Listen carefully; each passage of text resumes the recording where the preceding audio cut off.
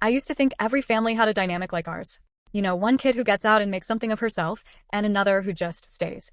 But it wasn't until much later, maybe in my late 20s, that I realized just how twisted things were. I'm Rachel, 31 now, a software developer in Chicago. I moved out when I was 18 and haven't spent more than a weekend at my parents' house since. That place never really felt like home. Not because it was small or falling apart or anything like that. No, it was the people. Mostly it was my sister. Melanie is 2 years older than me. She's 33 now and still lives with our parents. She never moved out. Never even tried. My parents always made excuses for her. She's sensitive, she's finding herself, she's had a rough time. But really, Melanie just didn't want to grow up. And worse than that, she couldn't stand that I did. Growing up, Melanie was the queen of the house. My parents never called her that, of course, but it was obvious. She'd scream and throw tantrums if she didn't get what she wanted, and my mom would fold like paper every time. She was loud, bossy, and dramatic. Everything was about her. If I brought home an award from school, Melanie would roll her eyes and make a scene. Oh wow, Rachel got another A. What a surprise. Maybe you'll win a Nobel next week. I was 10 the first time she said something like that. She wasn't always cruel in obvious ways. She was smart enough to know how to twist the knife quietly. When I got into a summer camp for gifted students, she told everyone I only got in because I was a teacher's pet and cried to get my way. I hadn't cried. I never cried in front of her. But people believed her because Melanie had that kind of charisma, the toxic kind. My parents acted like they didn't see it. My dad worked long hours at the auto shop and came home too tired to deal with anything. My mom tried to play peacemaker, which always meant telling me to just let Melanie have her way for now, just this once, or until things get better. Things never got better. By the time I was 13, Melanie had already dropped out of her first part-time job and started blaming everyone but herself. I got a babysitting gig that same summer and saved up to buy myself a laptop, nothing fancy, but it was mine. Melanie borrowed it once and cracked the screen. She claimed it was an accident, but I overheard her laughing about it on the phone with her friend like it was some kind of revenge. Rachel always thinks she's better than everyone. Well, guess she's not smart enough to hide her crap from me. I didn't even confront her. I knew it would just turn into a screaming match and somehow I'd be the one grounded. That was how it worked in our house. Melanie created the chaos and I cleaned up after it. When I was 16, I started applying for scholarships and quietly planning my exit. I didn't tell anyone, not my parents, not even my best friend Danielle. I knew if Melanie found out, she'd find a way to ruin it. She always did. Once, when I was supposed to go to a coding competition in Indianapolis, Melanie accidentally lost my travel documents. I found them stuffed in the bottom of the trash can under old food wrappers. When I confronted her, she just smirked and said, "Oops. Must have slipped." She was 21 at the time, living rent-free, jobless, and still behaving like a teenager. And my parents? They told me to stop making drama and your sister is going through a hard time. When I finally got accepted into a university out of state, full scholarship by the way, I didn't even tell them until 2 weeks before I left. My dad looked surprised. My mom looked hurt. "Melanie? She lost it. You're just running away," she screamed. "You think you're so special? You're not. You're going to fail out there. You think the world cares about your grades? You're nobody." I remember that night so clearly. She was standing in the kitchen in her stained hoodie, her hair a mess, and she looked at me like I had betrayed her. Like I was the one who left her behind. "You think you're better than this family," she said, quieter that time. "But you're not." I didn't respond. I just walked out and didn't look back. I had saved enough to rent a room near campus, and I figured I'd figure the rest out later. And I did. I worked internships every summer.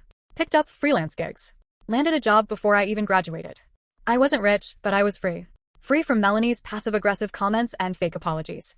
Free from my mom's guilt trips and my dad's silence. Free from a house that felt more like a prison. For a while, I kept minimal contact. Holiday calls. The occasional birthday message. But every time I tried to reconnect, Melanie was there to remind me why I left. She once messaged me out of nowhere, "But you think you're too good to talk to your family now." Another time she called crying, saying she needed money because mom and dad won't help me and she can't find work. I sent her $500. A week later, she posted pictures from a weekend trip to Vegas with her friends. When I asked her about it, she said, "What?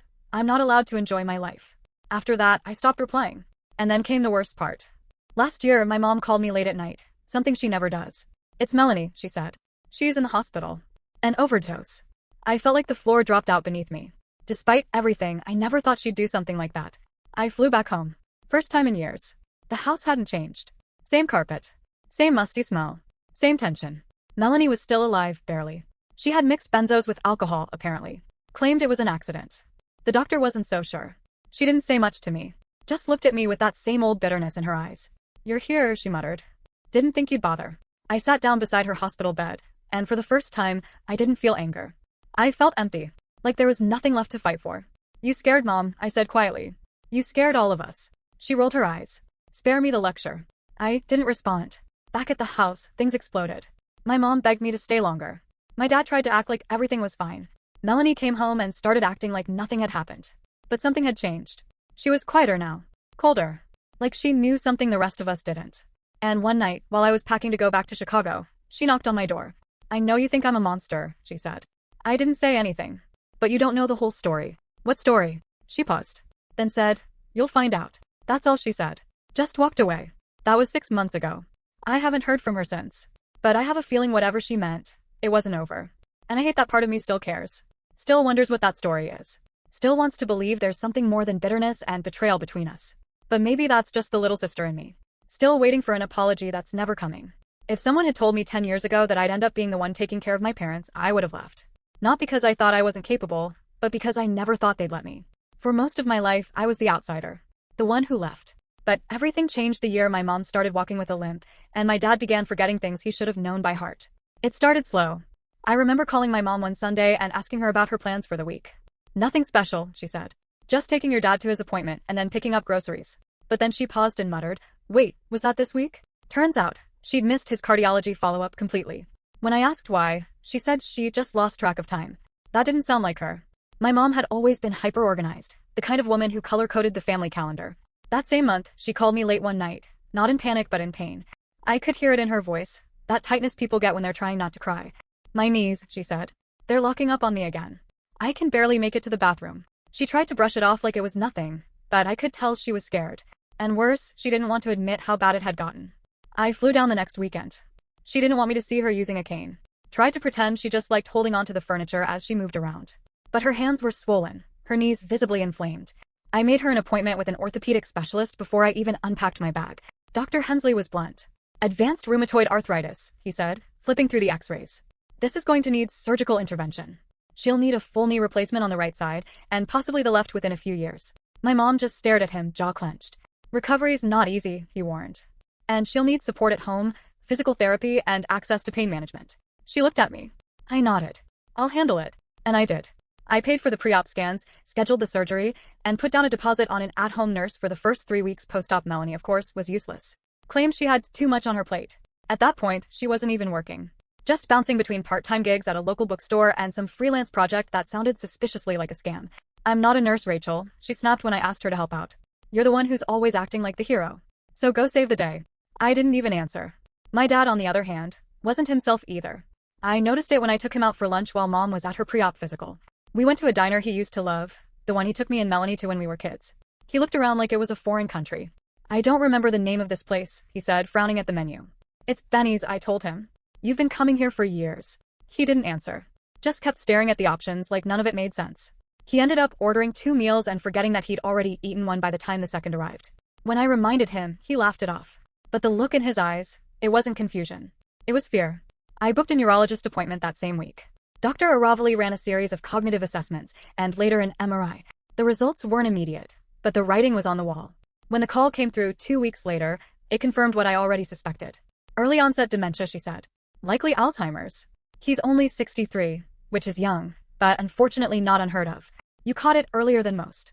I sat on the edge of my bed in my old room, still covered in dusty posters Melanie put up in the 90s, and felt like someone had punched me in the stomach. He was a mechanic. A guy who could rebuild an engine blindfolded. Now he couldn't remember where he left his wallet. The next few months were hell. Mom's surgery went ahead in April. It was successful, but the recovery was rough. She couldn't move without help for the first week. I hired a private nurse named Jolene, mid-50s, sharp-tongued, didn't take crap from anyone. She was exactly what my mom needed. They butted heads at first, but Jolene got her up and walking in less than 10 days. But while mom was healing, dad was deteriorating. I came home one night to find him standing in the backyard in the rain, fully dressed, staring at the fence like it was a portal to another dimension. "Dad," I called. "What are you doing out here?" He turned and smiled faintly. "I was waiting for the train." "There's no train, Dad." "Oh." He looked down at his wet shoes. I must have gotten confused. That was the night I realized I couldn't leave them alone anymore. I paid out of pocket to get Dad into a local memory clinic for daytime cognitive rehab. It wasn't cheap. Insurance covered some of it, but not all. I took on extra freelance work at night just to cover the difference. Sleep became optional. Melanie offered nothing. She visited once and got into a screaming match with mom about something stupid, an old recipe box of all things. She always wanted me to have it, Melanie insisted, yanking it out of the cabinet. "You haven't cooked a thing in 10 years, my mom snapped. It was chaos. I ended up locking it in my suitcase just to shut them both up. Then came the incident. It was a Friday. I had just finished a conference call and came downstairs to check on Dad. He wasn't in the living room. Not in the kitchen. Not in the garage. The front door was wide open. Panic shot through me like electricity. I ran outside barefoot, calling his name. Nothing. I jumped in my car and started driving through the neighborhood. 10 minutes later, I spotted him near the highway on-ramp, walking along the shoulder like he had somewhere to be. Dad, get in the car. He looked at me like I was a stranger. I'm going to the shop, he said calmly. I've got a customer waiting. That was the breaking point.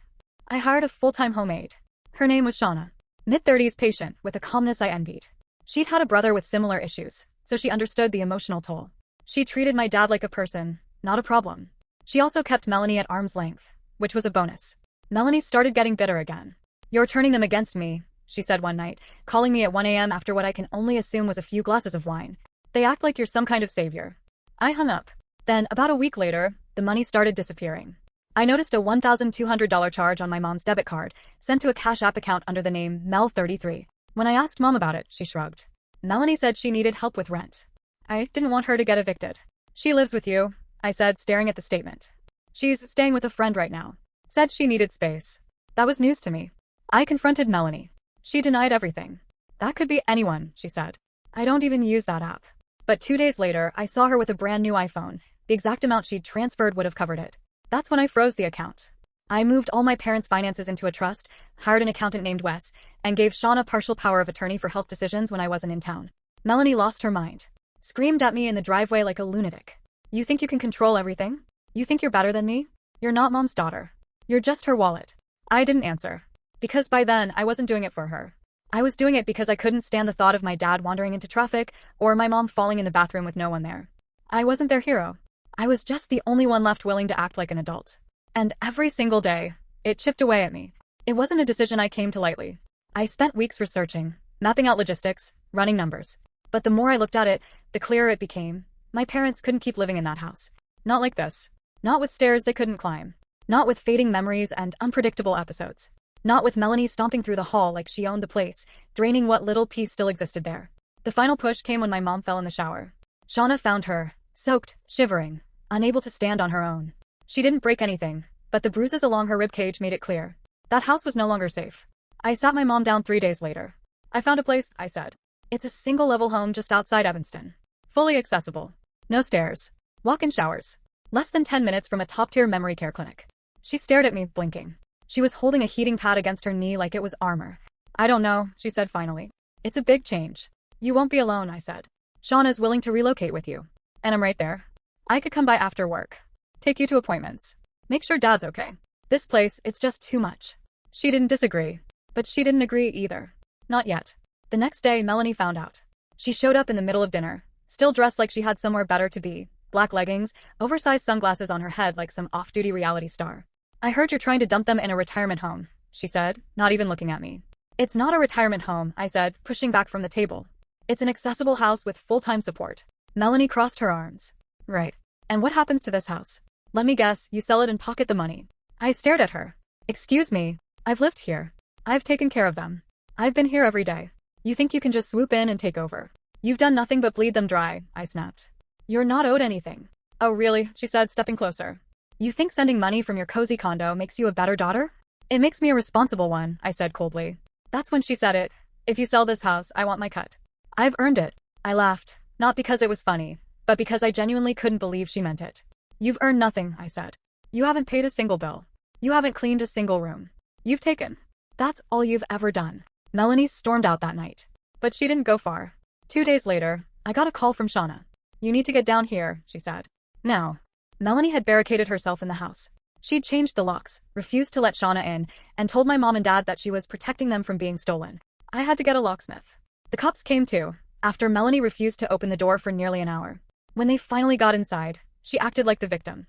She's trying to kick me out of my own home, she screamed at Officer Delgado, a patient but visibly exhausted man who'd clearly seen this kind of family drama before. She doesn't own the home, I told them, trying to stay calm. My parents do. And they're moving. That's final. Officer Delgado turned to my mom. Ma'am, do you want your daughter here? My mom hesitated. I don't know. Do you want Rachel to take care of the relocation? Yes. Melanie stood there, shaking like someone had slapped her. That's rich, she muttered. After all I've done. Shauna moved back in that evening, and Melanie disappeared for a while. The next week, I sat down with an estate attorney named Aisha Granger. She was sharp, no nonsense, and didn't blink when I laid everything out. I want to put the house in a trust under my parents' name, I said. Protect it from manipulation. Melanie has no legal claim, but she's unstable. I need to safeguard the sale and transition. Aisha nodded. Smart move.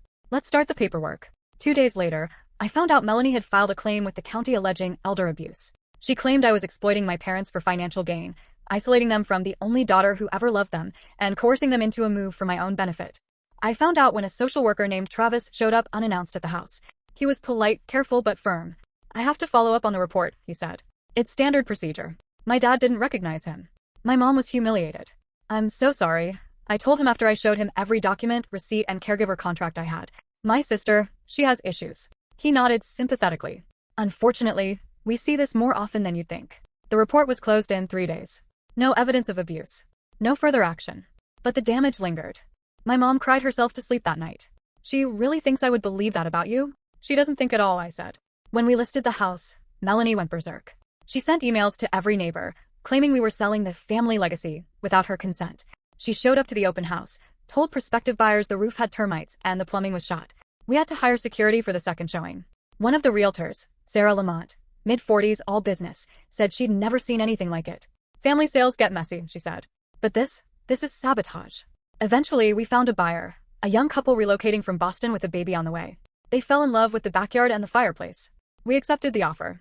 Melanie responded by leaving a voicemail at 3 a.m. I hope you're happy, she said, her voice slurring. You ruined everything. You'll regret this. You'll see. I saved the message. Just in case. 2 weeks before the move, I found a dead squirrel stuffed in my mom's mailbox. No note. No explanation. Just a bloated, decaying corpse with its throat cut. I didn't need one. I knew exactly who had put it there. I filed a police report. Nothing came of it. On move-out day, I didn't let my mom or dad back inside. I handled the packing with a team of movers. Shauna supervised the transport. I stayed at the new house the night before, scrubbing counters and checking door alarms. When my parents arrived, they looked exhausted. But for the first time in months, I saw relief on my mother's face. This is nice, she said quietly. Dad didn't say much. But when he sat down in the sunroom, he smiled. I think I've been here before. No, I said. It's new. He smiled again. Still feels familiar. We never heard from Melanie in person again after the voicemail. But she posted a Facebook rant that week. A full paragraph about how blood means nothing when money is involved, and how snakes wear disguises. She tagged me. I didn't respond. I just blocked her. I don't know what she thinks she earned by living in that house all those years. But it wasn't respect. And it sure as hell wasn't a share of anything. She burned that bridge herself. And I'm finally learning how to walk away without looking back. I bought the house in cash. It wasn't flashy or extravagant. No marble floors or fountains out front. Just a solid, single-story home in a quiet cul-de-sac north of Evanston. 3 bedrooms, wide doorways, heated floors, a walk-in tub in the master suite, motion sensor lights in every hallway, and an emergency call system built into the walls. It had been previously owned by a retired surgeon who'd outfitted the place after his wife had a stroke. He passed away, the estate went up for sale, and I happened to see the listing the same week the hospital gave my mom her post-op clearance. I offered $850,000. Full price. No contingencies. I just wanted it done. My real estate agent, Mariah Goldberg, nearly cried from relief. I've been trying to sell this place for 6 months, she said, as we stood in the kitchen during the inspection. It's too niche for young families, and retirees don't have that kind of liquidity. I do, I told her, and wired the funds 3 days later. It felt strange, terrifying, actually, to spend that much money at once. But what was I going to do? Wait for things to get worse? My parents couldn't afford care. Medicare covered scraps. And as much as I hated to admit it, Melanie's presence in their old house had poisoned every room. They needed a clean slate. And so did I. I called my attorney Aisha Granger, the day after closing. I want this titled through a trust, I told her. I hold the deed. But my parents have lifetime residency rights. It's not a gift. It's not inheritance. They're beneficiaries of a trust, revocable by me. Aisha didn't flinch. Understood. I'll draft the documents. You're listed as the grantor and trustee. The house will be protected from outside claims. Good, I said. Make sure Melanie can't touch a brick of it. She can't, Aisha said. This isn't probate. This is ironclad. We filed the paperwork the following week. I named the trust Red Maple Living Trust, after the tree that bloomed in front of the house's bay window. It felt appropriate. Something sturdy. Something that couldn't be uprooted. The move-in was quiet. No drama. No surprise appearances. Just me, Shauna, and 2 movers named Kyle and Manny, who turned out to be godsends. They didn't blink when we asked them to install grab bars and haul in 4 medical-grade recliners. They even offered to help hook up the stairlift, even though there were no stairs, just in case we add a garage lift later, Kyle joked. Within 48 hours, my mom had found a routine. Morning tea on the patio, short walks in the enclosed garden, physical therapy in the sunroom with her new PT, Kara. Kara was 28, with a braid down her back and a no-nonsense tone that reminded me of Jolene. "You want to keep that knee moving," she told my mom on the first day. "Otherwise, it's going to freeze up and we'll be back at square one." My mom listened to her in a way she never listened to anyone else. My dad, that was harder. He wandered. The second week, I found him standing outside the neighbor's house trying to open their mailbox. "Dad, what are you doing?" "I'm waiting for the papers," he said. "What papers?" "The blue ones." It broke something in me. I installed a GPS tracking band around his wrist the next day. Discreet. Black. Looked like a Fitbit. It buzzed if he stepped outside the geofence I set up on my phone. I also upgraded the home security system. 24-hour monitoring, cameras in every hallway, voice commands he could operate even on a bad day. I slept with the control panel by my bed. But the real shock came 3 weeks after the move, when a woman rang the doorbell. I opened the door to find a perfectly dressed stranger, mid-30s, navy blazer, clutch bag, clipboard in hand. "Hi," she said. "I'm Valerie. I work with the county's Adult Protective Services. I'd like to speak to Margaret and Robert." My heart sank. "On whose authority?" She smiled too politely. "We received a report." "From whom?" I asked, already knowing. She didn't answer. "May I come in?" I stepped aside.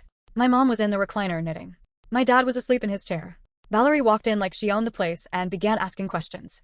"Margaret, do you feel safe here?" "Yes," my mom said, confused. "Has anyone prevented you from accessing your money?" "No." "Do you know who owns this home?" My mom glanced at me. "Rachel does." "Is that a problem for you?" "No." "Why would it be?" Valerie turned to me. "May I see the trust documentation?" I handed it to her. She flipped through the binder silently. 10 minutes later, she left. No apology. No closure. 2 days later, I got a call from Aisha. She filed a petition for investigation with the probate court. I stared at the phone. "On what grounds?" "She's alleging undue influence. Says you manipulated them into giving up property." I laughed, but it felt hollow. That house wasn't theirs to begin with. Aisha sighed. "I'll handle it." She did. Case dismissed in under a week. Melanie had no standing, no evidence, and no lawyer willing to take her on. But it didn't end there. That same month, someone broke into the garage. They didn't steal anything. Just smashed the rearview mirrors off my car and slashed the tires on Shauna's van. The police came. Filed a report. I showed them the security footage. A figure in a hoodie, moving like they knew exactly where the cameras were. We never got an ID.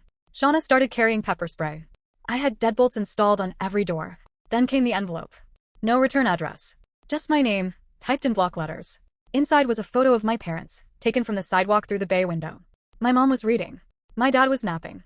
Whoever sent it had stood there, outside the house, long enough to frame and focus the shot. There was no note. Just the photo. I turned it over to the police, who opened a harassment file. But, without proof of identity, there was nothing they could do. I didn't tell my parents. What was the point? But I started parking in different spots, walking the perimeter at night.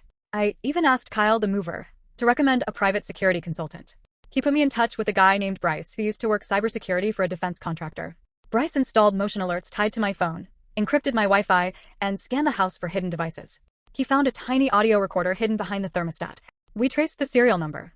It was purchased from an electronics shop in town, paid for in cash. I asked the clerk if he remembered who bought it. "Yeah," he said. "Some angry-looking chick with big sunglasses and chipped red nails. Looked like she wanted to punch someone. Melanie." But again, no proof, no charges. So I reinforced the locks, blacked out the windows in the back rooms, and moved my parents' medications into a biometric safe in my closet. "I don't want to live like this," my mom said one night. I know, I told her. But we had no choice. The legal side, at least, was bulletproof. The Red Maple Trust was active. I was trustee. My parents had signed and notarized life residency agreements. They were protected. I was protected. Melanie was out. But peace still felt fragile. Because a locked door only works until someone finds the key. It started with a video. Shauna found it first. She was sitting at the kitchen table during her break, scrolling on her phone when I heard her mutter, "What the actual hell?" I looked up. "Melanie's on Facebook. You need to see this." She handed me her phone. There it was, a public video, 2 minutes long, filmed selfie style in front of our old house. Melanie's makeup was smeared, her voice shaky, her face just close enough to the lens to appear intimate but distorted. "This is my last resort," she began. "My family has turned against me. My sister stole our house. She forced my elderly parents to move out against their will. She's keeping them from me, cutting me off and trying to erase me from their lives. I'm scared for them. I'm scared for me. Please share this. Help me get justice." She ended the video with fake tears and an overly dramatic sniffle. I refreshed the page. It already had 14,000 views. Within hours, it was being reposted by activism pages with names like Family Truth Network and Daughters of Betrayal. Strangers flooded the comments with outrage. You're so brave. She's disgusting for doing this to her own parents. What's her name? She needs to be exposed. And then came the messages. My LinkedIn, Instagram, even my work email were all hit. Angry rants. Doxing threats. Some people demanded I return the house to its rightful owner. Others sent me graphic death threats. One guy even mailed me a handwritten note, no return address, that said, if you can't be a daughter, you shouldn't be anything at all. That was day 1. Day 2, Melanie uploaded a new video. This time she had props. A forged letter on what looked like cheap printer paper, claiming to be last known instructions from my dad, stating that he wanted Melanie to inherit the family home. It wasn't notarized. It wasn't dated. And it wasn't even written in his handwriting. But she read it aloud like gospel. This is what he wanted, she said, holding the letter in her shaking hand. Not some legal manipulation. Not lawyers and loopholes. Just family. The letter ended with the phrase, Melanie deserves this. She stayed. I recognized the phrase immediately. She'd said it during one of our fights. It wasn't something my dad would have ever written. His spelling was always meticulous. The fake letter had loyal spelled as loyal. The video hit 100,000 views by midnight. That night, I couldn't sleep. I lay on the couch, replaying it in my mind. How quickly lies travel. How easily truth drowns in noise. By morning, I had a plan. I took screenshots of every video, every post, every comment that included threats or false claims. I compiled them into folders. Shauna and I cataloged everything. Then I sent it all to Aisha. Within 48 hours, she filed a cease and desist notice and a formal defamation complaint. We requested takedowns across every platform: Facebook, TikTok, Instagram, and YouTube. Some removed the videos immediately. Others pushed back, citing public interest. One even asked for proof that the documents were fake. That's when Aisha brought in Victor Ewing, a certified handwriting analyst and former FBI consultant. Victor reviewed the letter for 30 minutes, then left. This wasn't written by anyone over the age of 14. Let me guess, your sister found an old school assignment and tried to mimic it. He produced a 12-page analysis report that blew the forgery apart. Incorrect slant. Inconsistent loop spacing. Multiple pressure changes. And the clincher, 3 words that were copy-pasted from a 2013 birthday card Melanie had written to me. Word for word. We submitted the report along with our complaint to the Cook County Circuit Court. The court issued a temporary injunction against Melanie within a week. But she didn't stop. When the platforms removed her original content, she simply re-uploaded everything under a new account called Truth for Robert Tan Margaret. This time, she edited the footage to make me appear even more sinister. One clip showed me walking down the front steps of the new house, carrying groceries. She'd slowed it down, added ominous music, and overlaid it with text. The face of a liar. Don't let her win. The next day, a man named Darren Wild showed up at the house. He claimed to be an independent investigator. He wore a denim jacket, black boots, and mirrored sunglasses. He said he was filming a documentary on family exploitation cases and asked to interview my parents. I told him to get off the property. He refused. Shauna called the police while I stood on the porch, blocking the door. You're hiding something, Darren said. Why else would you silence your own family? I'm protecting my parents from people like you. The police escorted him off the property, but not before he live-streamed the entire encounter. It racked up over 200,000 views. I was officially viral. Reporters started emailing me. BuzzFeed, Vice, a documentary podcast out of Portland. They all asked the same thing. Do you want to share your side of the story? I said no. Instead, I hired digital reputation manager, Nora Finn. She was 34, sharp, with dyed green hair and the soul of a hacker. She scrubbed my name from search engine results, contacted platforms directly to enforce privacy takedowns, and flagged Melanie's aliases as impersonation accounts. She's persistent, Nora said. But so am I. Meanwhile, Melanie escalated. She showed up at the memory clinic during my dad's appointment, pretending to be his legal guardian. She told the front desk staff that I was mentally unstable and that she needed to move his records to a safer facility. Thankfully, they called me. I arrived in time to find her arguing with a nurse named Andre. Ma'am, I can't give you his file, Andre said. You're not listed. I'm his daughter, Melanie snapped. That's not how HIPAA works, Andre replied calmly. I walked up and handed over the POA documentation. Melanie turned white. This isn't over, she hissed, brushing past me. You're right, I said. It's just beginning. Aisha filed an injunction for attempted medical fraud. The clinic submitted their own incident report. I added extra verification protocols at every facility my parents used. 2 days later, someone smashed the windows on Shauna's van again. This time, they keyed the words greedy whore into the side. The police opened another harassment report. Still no arrest. I installed floodlights. Bought a panic button. Had Bryce check the system a guy. Your network's clean, he said. But you should be ready for more fake documents. I'd bet money she's already planning the next round. He was right. A week later, a certified envelope arrived at Aisha's office. Inside was a crudely doctored will of Robert Langley, declaring Melanie as sole beneficiary of all property, including the new house. It was dated 2 months ago, which was impressive, considering my dad hadn't been able to write his own name without assistance for the last 6. We filed a forgery complaint with the state attorney's office. Melanie was subpoenaed. She didn't show up. A bench warrant was issued for contempt, but she still posted. She uploaded a final video, her most unhinged yet. Set to soft piano music, she recited a poem about betrayal and being erased. She claimed she was living out of her car, that I'd taken everything from her, that she was a ghost of a sister, punished for loving too much. It went viral again. But this time something was different. People started turning on her. Comments flooded in. You said they kicked you out, but the records say you never paid rent. Wait, didn't she forge legal docs? That's a felony, isn't it? This went from sad to psycho fast. Then came the death blow. A former friend of Melanie's, someone named Alyssa Tran, uploaded a video. In it, she held up a phone with voice memos from Melanie, recordings of her planning the videos, mocking the public, laughing about the fake tears. She actually called it the sympathy hustle, Alyssa said. The story shifted overnight. Platforms began removing her videos proactively. The podcast dropped their planned episode. The documentary crew ghosted her. And her Justice for Melanie GoFundMe, set up quietly through a third party, was frozen after charges of fraud were filed. I sat with my mom that night in the sunroom, the only quiet place left. She won't stop, she said quietly. No, I agreed. But neither will I. The judge didn't hesitate. It was a cold, quiet Monday morning when we sat in the courtroom. Me on one side of the aisle with Aisha and a packet of evidence as thick as a dictionary. Melanie on the other, alone, wrapped in a threadbare black coat, her eyes red, not from crying but from lack of sleep. She looked like she hadn't eaten properly in weeks, and still she sat upright, chin raised, like she was auditioning for sympathy. It didn't work. Judge Klein, early 50s, gray at the temples, razor sharp, had read everything.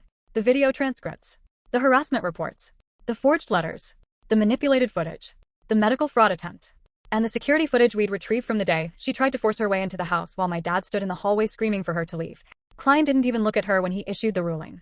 Given the severity of the emotional harassment, the documented attempts to manipulate vulnerable individuals, and ongoing threats to their care and safety, I am granting a 1-year restraining order. The respondent, Melanie Langley, is prohibited from all forms of contact, physical, digital, third party, with Rachel Langley, Margaret Langley, and Robert Langley. Violation will result in criminal contempt charges and potential jail time. Melanie didn't speak. Her lawyer, some desperate public defender who looked like he'd been assigned the case at 9 a.m., didn't raise an objection. Aisha handed me the official order as we walked out of the building. My hands were shaking. You did the right thing, she said. I nodded, but all I could think about was whether it would matter. A piece of paper couldn't stop Melanie from being Melanie. Still, I had to believe it was a step. And I wasn't about to leave anything else to chance. The next day, I called Bryce. I want the works, I said. Everything you talked about. Facial recognition. Biometric access. Encrypted logs. I want to know the second anyone walks within 50 feet of this house. Bryce didn't ask questions. He brought a team of 3 technicians that same week, one of whom, a woman named Jody, was a former Army surveillance tech who could identify hidden devices just by ear. They spent 3 full days retrofitting the property. 6 motion-sensitive cameras covered every angle of the exterior, feeding real-time data to my phone, laptop, and a secure server offsite. Facial recognition software ran on a loop, and any unknown face triggered a silent alarm that pinged both Bryce and a private monitoring company called Blackline Response. Inside, we added smart locks to every door, each coded to individual thumbprints. Shauna had hers. I had mine. My parents had assisted entry modes tied to voice command buttons on their wheelchairs and walkers.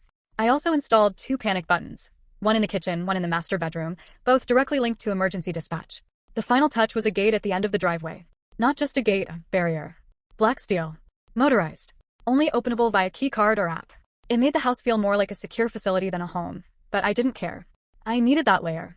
Because deep down, I knew Melanie wasn't done. We informed everyone, the memory clinic, physical therapists, home nurses, delivery drivers. All of them received copies of the order, laminated and initialed, with Melanie's photo stapled on top. Do not engage. Do not let her near the patients. Call 911 immediately. Even my dad's barber was given a warning. The days that followed were quiet. Eerily quiet. For a week, I slept through the night for the first time in months. No alarms. No threats. No knocks at the door. And then, 3 weeks into the order, the first violation came. It was 2:17 a.m. when my phone lit up. Unknown face detected east side fence. I launched the app. The night vision footage showed a figure in a hoodie crouching by the bushes. Too far for a clear ID, but the gait, the posture, the way the person kept glancing around, it was her. I knew it. The figure approached the fence, pulled out what looked like a phone, and held it up. That's when the siren went off. A blaring, deafening shriek that filled the entire block. The figure ran. Blackline dispatched a patrol car. They arrived within 7 minutes, combed the area, found footprints, but no Melanie. I filed the report the next morning. We upgraded the lighting system and added 2 more perimeter cams. A week later, she tried again. But this time she didn't come in person.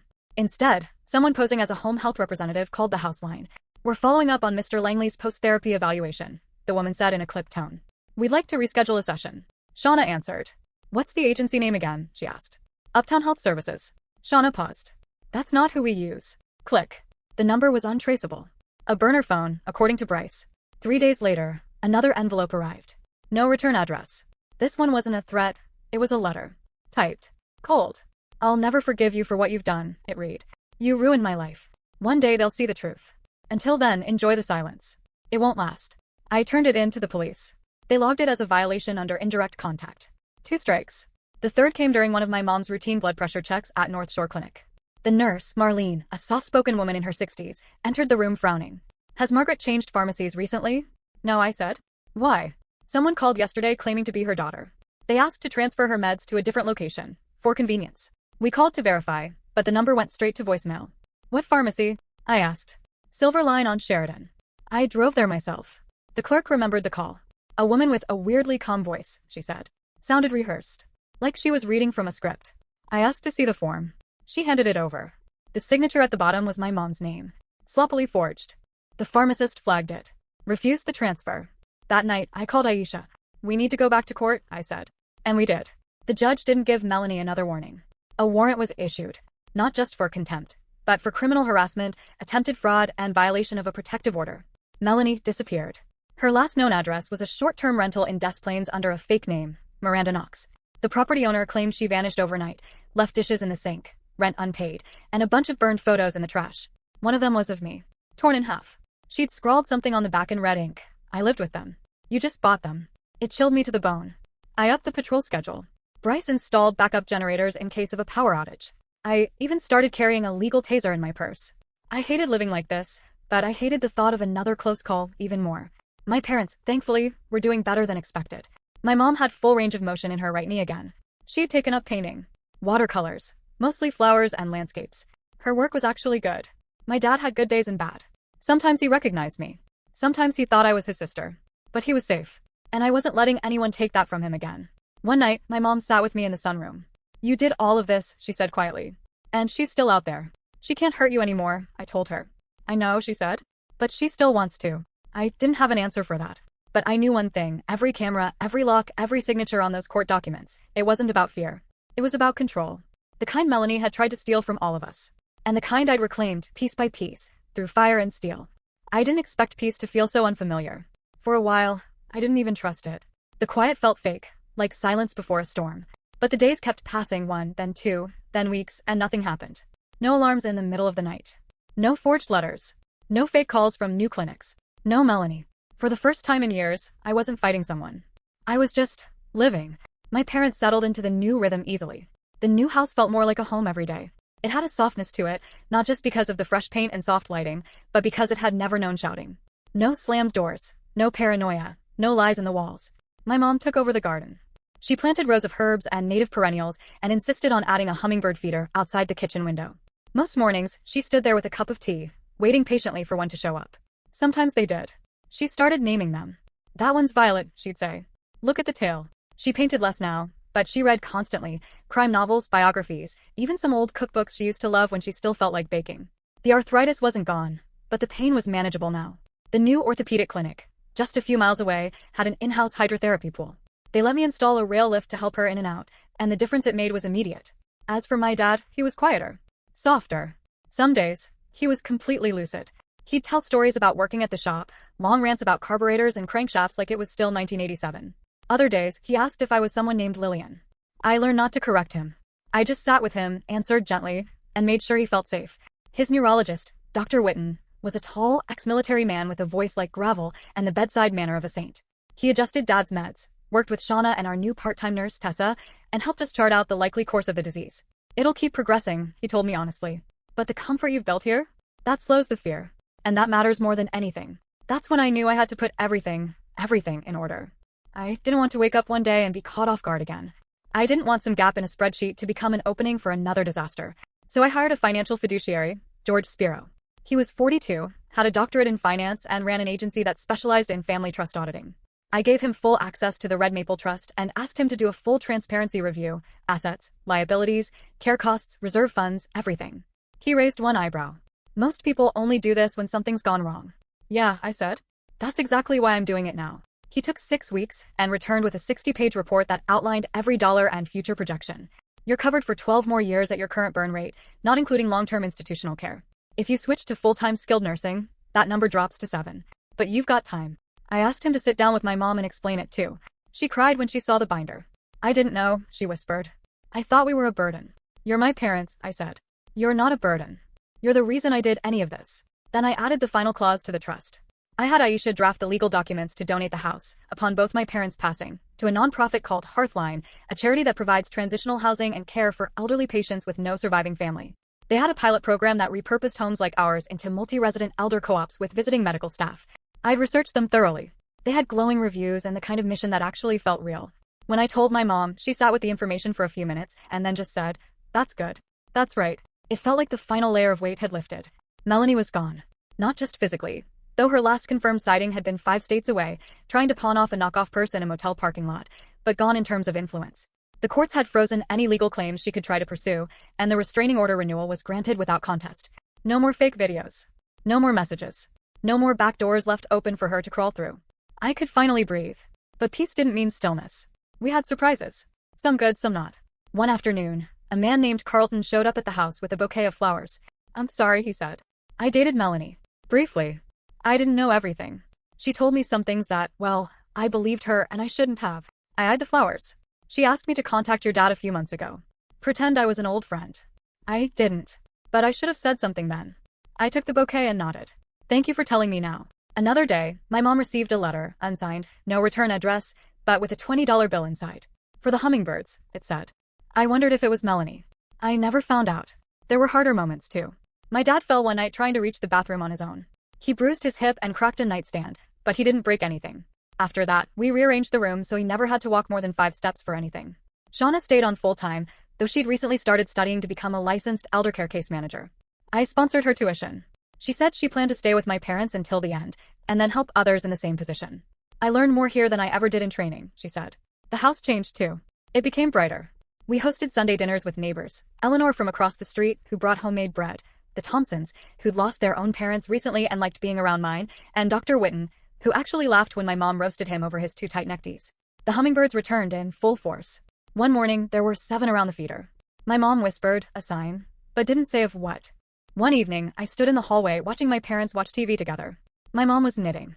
My dad was holding her hand, the way he used to when we were kids. They didn't know I was there. And for once, I didn't need them to.